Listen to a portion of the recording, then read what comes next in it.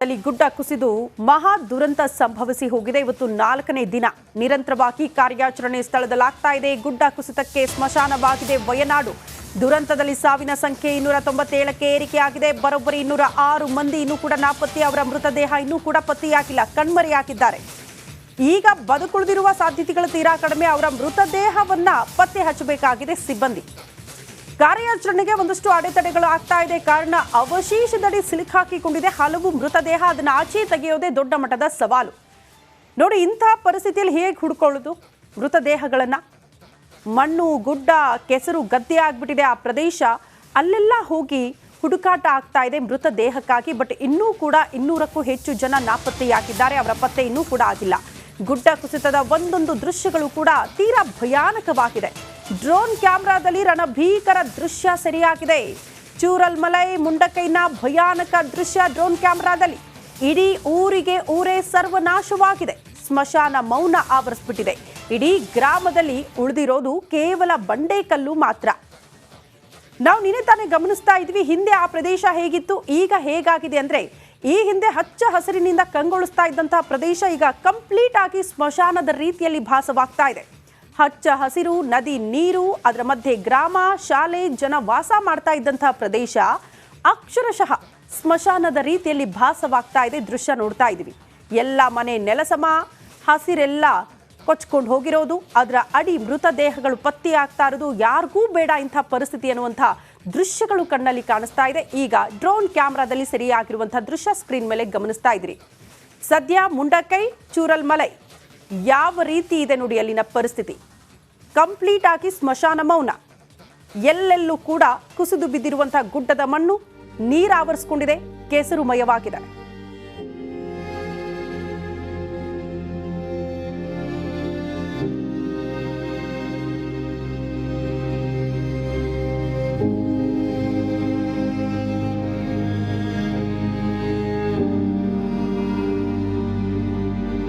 ದೃಶ್ಯ ನೋಡ್ತಾ ಇದ್ದೀವಿ.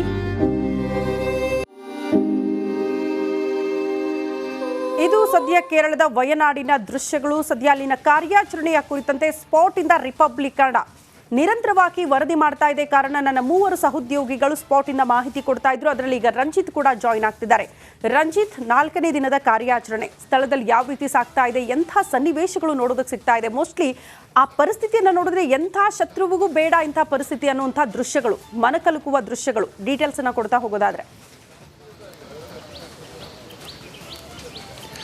ಖಂಡಿತವಾಗ್ಲೂ ಕೂಡ ಶ್ರುತಿ, ರಣರೋಚಕವಾದಂಥ ಇದೊಂದು ಕಾರ್ಯಾಚರಣೆ. ಯಾಕಂತ ಹೇಳಿದರೆ ಇಂಥದ್ದೊಂದು ರೆಸ್ಕ್ಯೂ ಆಪರೇಷನ್ ಬಹುಶಃ NDRF ಮತ್ತು SDRF ಸೇರಿದಂತೆ ಆ ಸಿಬ್ಬಂದಿ ಮತ್ತು ಯಾರು ಆರ್ಮಿ ಸಿಬ್ಬಂದಿ ಇದ್ದಾರೆ, ಬಹುಶಃ ಇತ್ತೀಚಿನ ದಿನಗಳಲ್ಲಿ ಎಲ್ಲೂ ಕೂಡ ಮಾಡಿಲ್ಲ ಅಂತ ಅನಿಸುತ್ತೆ.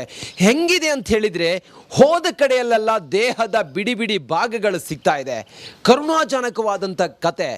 ಒಂದು ಮನೆಯಲ್ಲಿ 4 ಜನ, ಅಪ್ಪ, ಅಮ್ಮ ಹಾಗೆ 2 ಮಕ್ಕಳು ಕುಳಿತ ಸ್ಥಿತಿಯಲ್ಲೇ ಮೃತದೇಹ ಲಭ್ಯ ಆಗಿದೆ. ನವ ವಿವಾಹಿತರು, ಅವರು ಇವರು, ಮಕ್ಕಳು, ಮರಿ ಅಂತ ಹೇಳಿ ಮೃತದೇಹಗಳು ಒಂದೊಂದು ಕಥೆಯನ್ನು ಹೇಳ್ತಾ ಇದೆ. ಇವತ್ತು ಕಾರ್ಯಾಚರಣೆ ಬಹಳ ವೇಗವಾಗಿ ನಡೆಯುತ್ತೆ. ಯಾಕಂತ ಹೇಳಿದರೆ, ಚೂರನ್ಮಲೆಯಿಂದ ಮುಂಡಕೈಗೆ ಹೋಗುವಂತಹ ಕನೆಕ್ಟಿವಿಟಿ ಬ್ರಿಡ್ಜ್ ಏನಿತ್ತು, ಆ ಬ್ರಿಡ್ಜ್ ನೀರಿನಲ್ಲಿ ಕೊಚ್ಕೊಂಡು ಹೋಗಿತ್ತು.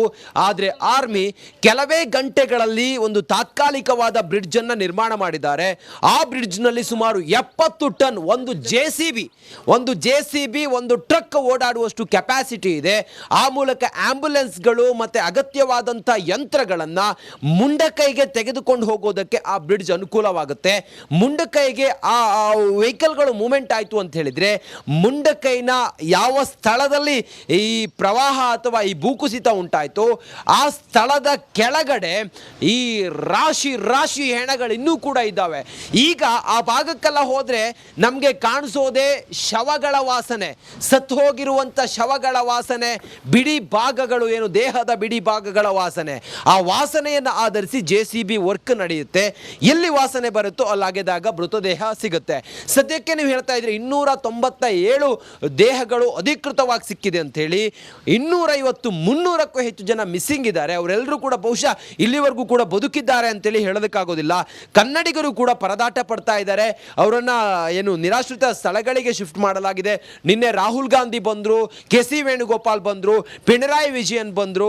ಹೀಗೆ ಕೇಂದ್ರದ ಸಚಿವರು ಕೂಡ ಬಂದು ಸ್ಥಳವನ್ನ ವೀಕ್ಷಣೆ ಮಾಡಿದ್ದಾರೆ.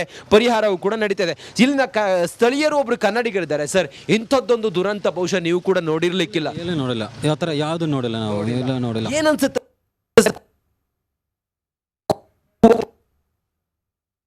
ಓಕೆ, ಸಂಪರ್ಕ ಸಾಧ್ಯ ಆಗ್ತಾ ಇಲ್ಲ.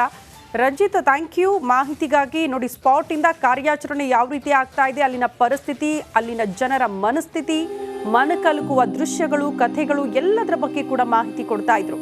ಅದಕ್ಕೆ ಹೇಳಿದ್ದು ಕೇರಳದ ವಯನಾಡು ಹಿಂದೆಂದೂ ಕಂಡು ಕೇಳೆರೆಯದಂತಹ ಅತ್ಯಂತ ದೊಡ್ಡ ದುರಂತಕ್ಕೆ ಸಾಕ್ಷಿಯಾಗಿ ಹೋಗಿದೆ ಅಂತ.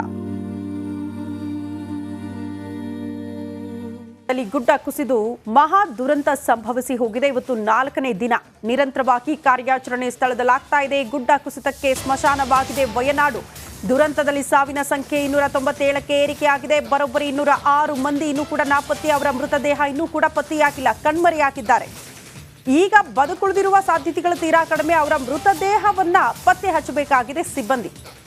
ಕಾರ್ಯಾಚರಣೆಗೆ ಒಂದಷ್ಟು ಅಡೆತಡೆಗಳು ಆಗ್ತಾ ಇದೆ. ಕಾರಣ ಅವಶೇಷದಡಿ ಸಿಲುಕಾಕಿಕೊಂಡಿದೆ ಹಲವು ಮೃತದೇಹ. ಅದನ್ನ ಆಚೆ ತೆಗೆಯೋದೇ ದೊಡ್ಡ ಮಟ್ಟದ ಸವಾಲು. ನೋಡಿ, ಇಂತಹ ಪರಿಸ್ಥಿತಿಯಲ್ಲಿ ಹೇಗೆ ಹುಡುಕೊಳ್ಳೋದು ಮೃತದೇಹಗಳನ್ನ? ಮಣ್ಣು, ಗುಡ್ಡ, ಕೆಸರು, ಗದ್ದೆ ಆಗ್ಬಿಟ್ಟಿದೆ ಆ ಪ್ರದೇಶ. ಅಲ್ಲೆಲ್ಲ ಹೋಗಿ ಹುಡುಕಾಟ ಆಗ್ತಾ ಇದೆ ಮೃತದೇಹಕ್ಕಾಗಿ. ಬಟ್ ಇನ್ನೂ ಕೂಡ 200ಕ್ಕೂ ಹೆಚ್ಚು ಜನ ನಾಪತ್ತೆಯಾಗಿದ್ದಾರೆ. ಅವರ ಪತ್ತೆ ಇನ್ನೂ ಕೂಡ ಆಗಿಲ್ಲ. ಗುಡ್ಡ ಕುಸಿತದ ಒಂದೊಂದು ದೃಶ್ಯಗಳು ಕೂಡ ತೀರಾ ಭಯಾನಕವಾಗಿದೆ. ಡ್ರೋನ್ ಕ್ಯಾಮೆರಾದಲ್ಲಿ ರಣಭೀಕರ ದೃಶ್ಯ ಸೆರೆಯಾಗಿದೆ. ಚೂರಲ್ಮಲೈ, ಮುಂಡಕೈನ ಭಯಾನಕ ದೃಶ್ಯ ಡ್ರೋನ್ ಕ್ಯಾಮೆರಾದಲ್ಲಿ. ಇಡೀ ಊರೇ ಸರ್ವನಾಶವಾಗಿದೆ. ಸ್ಮಶಾನ ಮೌನ ಆವರಿಸ್ಬಿಟ್ಟಿದೆ. ಇಡೀ ಗ್ರಾಮದಲ್ಲಿ ಉಳಿದಿರೋದು ಕೇವಲ ಬಂಡೆಕಲ್ಲು ಮಾತ್ರ.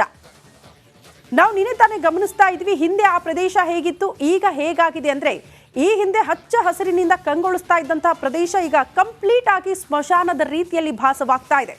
ಹಚ್ಚ ಹಸಿರು, ನದಿ ನೀರು, ಅದರ ಮಧ್ಯೆ ಗ್ರಾಮ, ಶಾಲೆ, ಜನ ವಾಸ ಮಾಡ್ತಾ ಇದ್ದಂತಹ ಪ್ರದೇಶ ಅಕ್ಷರಶಃ ಸ್ಮಶಾನದ ರೀತಿಯಲ್ಲಿ ಭಾಸವಾಗ್ತಾ ಇದೆ. ದೃಶ್ಯ ನೋಡ್ತಾ ಇದ್ದೀವಿ. ಎಲ್ಲ ಮನೆ ನೆಲಸಮ, ಹಸಿರೆಲ್ಲ ಕೊಚ್ಕೊಂಡು ಹೋಗಿರೋದು, ಅದರ ಅಡಿ ಮೃತದೇಹಗಳು ಪತ್ತೆಯಾಗ್ತಾ ಇರೋದು. ಯಾರಿಗೂ ಬೇಡ ಇಂಥ ಪರಿಸ್ಥಿತಿ ಅನ್ನುವಂಥ ದೃಶ್ಯಗಳು ಕಣ್ಣಲ್ಲಿ ಕಾಣಿಸ್ತಾ ಇದೆ. ಈಗ ಡ್ರೋನ್ ಕ್ಯಾಮೆರಾದಲ್ಲಿ ಸೆರೆಯಾಗಿರುವಂತಹ ದೃಶ್ಯ ಸ್ಕ್ರೀನ್ ಮೇಲೆ ಗಮನಿಸ್ತಾ ಇದ್ರಿ. ಸದ್ಯ ಮುಂಡಕೈ, ಚೂರಲ್ಮಲೈ ಯಾವ ರೀತಿ ಇದೆ ನೋಡಿ ಅಲ್ಲಿನ ಪರಿಸ್ಥಿತಿ. ಕಂಪ್ಲೀಟ್ ಆಗಿ ಸ್ಮಶಾನ ಮೌನ. ಎಲ್ಲೆಲ್ಲೂ ಕೂಡ ಕುಸಿದು ಬಿದ್ದಿರುವಂತಹ ಗುಡ್ಡದ ಮಣ್ಣು ನೀರಾವರಿಸಿಕೊಂಡಿದೆ, ಕೆಸರುಮಯವಾಗಿದೆ.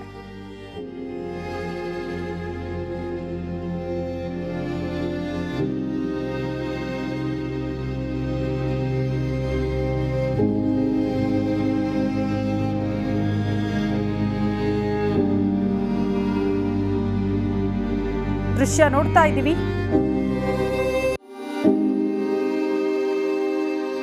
ಇದು ಸದ್ಯ ಕೇರಳದ ವಯನಾಡಿನ ದೃಶ್ಯಗಳು. ಸದ್ಯ ಅಲ್ಲಿನ ಕಾರ್ಯಾಚರಣೆಯ ಕುರಿತಂತೆ ಸ್ಪಾಟ್ ಇಂದ ರಿಪಬ್ಲಿಕ್ ಕನ್ನಡ ನಿರಂತರವಾಗಿ ವರದಿ ಮಾಡ್ತಾ ಇದೆ. ಕಾರಣ ನನ್ನ 3 ಸಹೋದ್ಯೋಗಿಗಳು ಸ್ಪಾಟ್ ಇಂದ ಮಾಹಿತಿ ಕೊಡ್ತಾ ಇದ್ರು. ಅದರಲ್ಲಿ ಈಗ ರಂಜಿತ್ ಕೂಡ ಜಾಯಿನ್ ಆಗ್ತಿದ್ದಾರೆ. ರಂಜಿತ್, 4ನೇ ದಿನದ ಕಾರ್ಯಾಚರಣೆ ಸ್ಥಳದಲ್ಲಿ ಯಾವ ರೀತಿ ಸಾಗ್ತಾ ಇದೆ, ಎಂಥ ಸನ್ನಿವೇಶಗಳು ನೋಡೋದಕ್ಕೆ ಸಿಗ್ತಾ ಇದೆ? ಮೋಸ್ಟ್ಲಿ ಆ ಪರಿಸ್ಥಿತಿಯನ್ನು ನೋಡಿದ್ರೆ ಎಂಥ ಶತ್ರುವಿಗೂ ಬೇಡ ಇಂಥ ಪರಿಸ್ಥಿತಿ ಅನ್ನುವಂಥ ದೃಶ್ಯಗಳು, ಮನಕಲುಕುವ ದೃಶ್ಯಗಳು. ಡೀಟೇಲ್ಸ್ ಅನ್ನ ಕೊಡ್ತಾ ಹೋಗೋದಾದ್ರೆ. ಖಂಡಿತವಾಗ್ಲೂ ಕೂಡ ಶ್ರುತಿ, ರಣರೋಚಕವಾದಂಥ ಇದೊಂದು ಕಾರ್ಯಾಚರಣೆ. ಯಾಕಂತ ಹೇಳಿದ್ರೆ ಇಂಥದ್ದೊಂದು ರೆಸ್ಕ್ಯೂ ಆಪರೇಷನ್ ಬಹುಶಃ NDRF ಮತ್ತು SDRF ಸೇರಿದಂತೆ ಆ ಸಿಬ್ಬಂದಿ ಮತ್ತು ಯಾರು ಆರ್ಮಿ ಸಿಬ್ಬಂದಿ ಇದ್ದಾರೆ ಬಹುಶಃ ಇತ್ತೀಚಿನ ದಿನಗಳಲ್ಲಿ ಎಲ್ಲೂ ಕೂಡ ಮಾಡಿಲ್ಲ ಅಂತ ಅನಿಸುತ್ತೆ. ಹೆಂಗಿದೆ ಅಂತ ಹೇಳಿದರೆ, ಹೋದ ಕಡೆಯಲ್ಲೆಲ್ಲ ದೇಹದ ಬಿಡಿ ಬಿಡಿ ಭಾಗಗಳು ಸಿಗ್ತಾ ಇದೆ. ಕರುಣಾಜನಕವಾದಂಥ ಕತೆ. ಒಂದು ಮನೆಯಲ್ಲಿ 4 ಜನ, ಅಪ್ಪ, ಅಮ್ಮ ಹಾಗೆ 2 ಮಕ್ಕಳು ಕುಳಿತ ಸ್ಥಿತಿಯಲ್ಲೇ ಮೃತದೇಹ ಲಭ್ಯ ಆಗಿದೆ. ನವ ವಿವಾಹಿತರು, ಅವರು ಇವರು, ಮಕ್ಕಳು, ಮರಿ ಅಂತ ಹೇಳಿ ಮೃತದೇಹಗಳು ಒಂದೊಂದು